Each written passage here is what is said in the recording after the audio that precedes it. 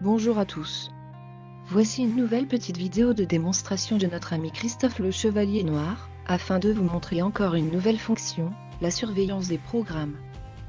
Vous allez en effet pouvoir constater qu'avec notre nouveau procédé, il est possible de mettre sous surveillance un ou plusieurs logiciels. Si ces derniers rencontrent la moindre anomalie, comme pour sa connexion Internet, le projet Sarah sera capable de le fermer proprement et de le relancer en quelques secondes. Vous ne verrez ici qu'une démonstration sommaire. Mais par la suite ce système pourra être amélioré avec des logs, afin que le système puisse vous dire à quelle heure le programme a rencontré une anomalie, et à quelle heure il a été réactivé. Votre projet Sarah sera désormais capable de tout surveiller, de tout réactiver, d'autogérer son environnement et de jouer en plus les rapporteuses. Allez, place à la démonstration.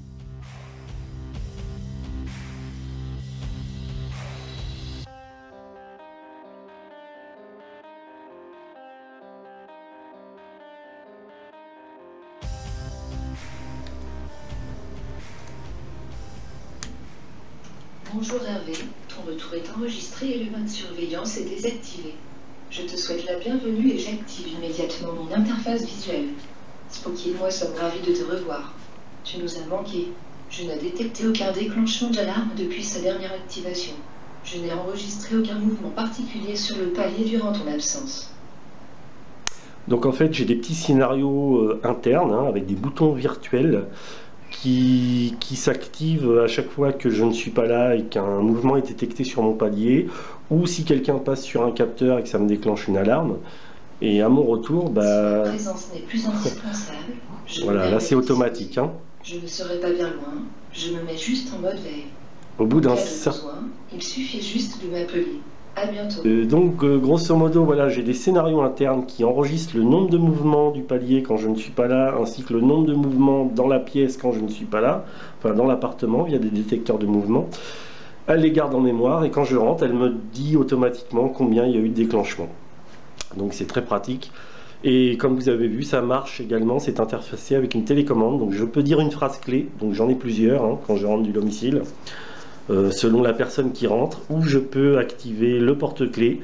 Chaque personne qui a les clés, enfin qui a les doubles du domicile, donc mon fils, ma copine, éventuellement ma femme de ménage, etc., a son porte-clés propre, et l'appui du bouton de porte-clés déclenche une action bien différente selon la personne. Donc elle souhaite la bienvenue à la personne, etc.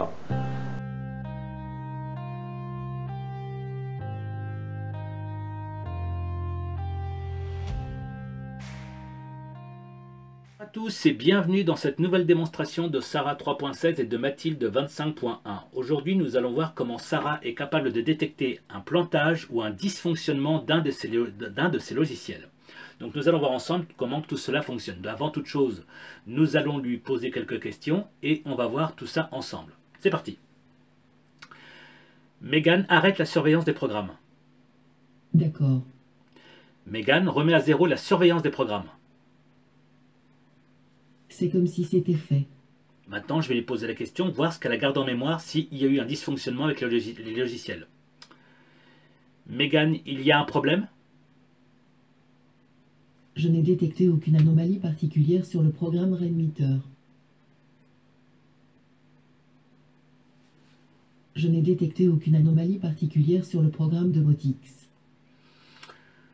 Maintenant, je vais lui demander d'activer la surveillance des programmes. Donc là, pour la démonstration, j'en ai fait deux, mais bien entendu, vous n'avez aucune limite. Megan surveille le programme Rainmeter. D'accord. Donc là, elle va auto-activer Rainmeter parce qu'à partir de là, le Rainmeter est sous sa surveillance. Donc là, jusque-là, rien d'anormal. Megan surveille le programme Domotix.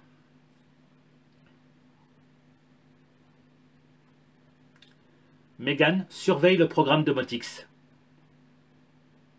Considère que c'est fait. Donc Domotix va se relancer. Jusque-là, tout va bien. Et là, maintenant, je vais lui demander.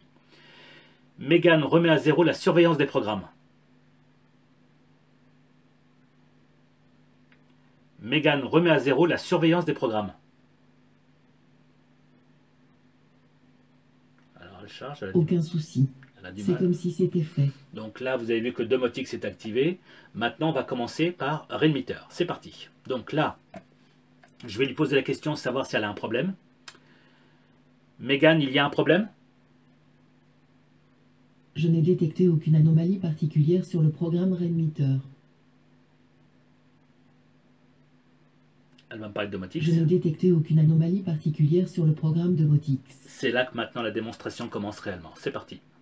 Donc là, je vais quitter Readmeter devant vous. Voilà, quitter. Et vous allez voir que dans quelques secondes, Readmeter va réapparaître.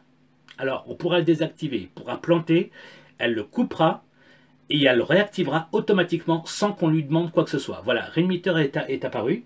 Donc maintenant, on va passer aussi à Domotix. Donc Domotix, on va retourner voir notre petite fenêtre. Nous allons le chercher, il est là. Quitter. Voilà. Et là, vous allez voir que Domotix va directement réapparaître tout seul.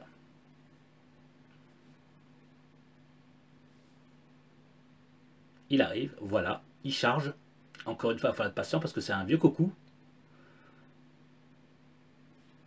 Alors, pourquoi avoir fait ça? C'est simple, parce que Domotix fonctionne avec Sarah, Sarah fonctionne avec Domotix. Si Domotix ne fonctionne pas, ou il est désactivé sur l'ordinateur, j'aurai un problème de chauffage cet hiver.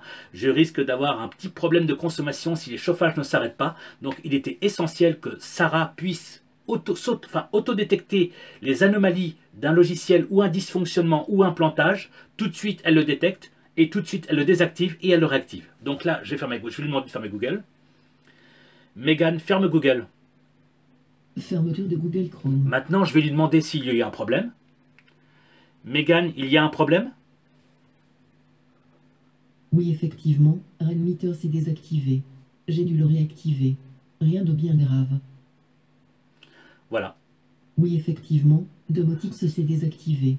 J'ai dû le réactiver. Maintenant, Rien de bien grave. je vais lui demander de remettre à zéro le journal des surveillances. Megan, remets à zéro la surveillance des programmes. D'accord. Maintenant, je vais lui demander s'il y a un problème. Megan, il y a un problème? Je n'ai détecté aucune anomalie particulière sur le programme Readmeter. Effectivement, je ne l'ai pas désactivé, donc il n'a pas planté, il n'a pas eu de problème, Domotix non plus. Je n'ai détecté aucune anomalie particulière sur le programme Domotix. Voilà. Maintenant, volontairement, je vais recommencer avec Readmeter pour que vous voyez que ça va se faire de 1 à 1. On va directement, je vais m'approcher pour que vous voyez bien, je vais quitter. Là, il va revenir dans quelques secondes. Il va réapparaître tout seul comme par magie parce qu'elle sait que Readmeter est désactivé, donc son interface, elle va la remettre. Et là, je vais lui poser la question. Megan, il y a un problème? Megan, il y a un problème? Oui, effectivement, Readmeter s'est désactivé. J'ai dû le réactiver. Rien de bien grave. Elle mémorise automatiquement le problème qu'elle a Je n'ai eu. détecté aucune anomalie particulière sur le programme Domotix. Non, effectivement, parce que je ne l'ai pas désactivé ou il n'a pas eu de plantage. Bien entendu, je vais le refaire devant vous. Là, je vais m'approcher pour le désactiver une nouvelle fois et vous allez voir que il va se réactiver tout seul. Et quand je vais lui poser la question, elle va me dire que cette fois-ci, il a bien eu un problème. Quand je rentre, je lui pose la question si elle a eu un problème. Je sais tout de suite. Bien entendu, on verra par la suite pour rajouter des logs, de façon que quand il y a un plantage ou quelque chose où elle réactive un scénario, par exemple comme là, ça s'est passé là, eh bien, vous saurez à quelle heure elle l'a réactivé et à quelle heure il y a eu le plantage. Mais on va y venir tranquillement et elle pourra bien sûr vous l'afficher à l'écran. Megan, ferme Google. Je procède à la fermeture de Google Chrome. Donc on peut voir que Sarah peut automatiquement relancer n'importe quel programme. Là, je ne peux pas le faire avec le serveur Node.js parce que sinon ça ne fonctionnera pas, je ne pourrai pas lui parler. Mais elle peut automatiquement détecter en cas de problème n'importe quel logiciel en fonctionnement ou que vous avez besoin, je ne sais pas, je peux vous dire une bêtise, par exemple un programme vidéo, je ne sais pas du tout, je peux vous donner n'importe quel programme, un programme qui tourne continuellement sur votre ordinateur. Eh bien Sarah va simplement vérifier automatiquement, savoir s'il est activé ou non désactivé et elle vous le réactivera facilement, sans aucun problème. Donc là, si je vais lui redemander si elle a eu un problème avec Domotix, on va le faire ensemble. Megan, il y a un problème? Oui, effectivement, Readmeter s'est désactivé. Donc oui. J'ai dû le réactiver. Rien de bien grave. Et là, on va me parler de Domotix, comme quoi qu'il a eu un problème. Oui, effectivement, Domotix s'est désactivé. J'ai dû le réactiver.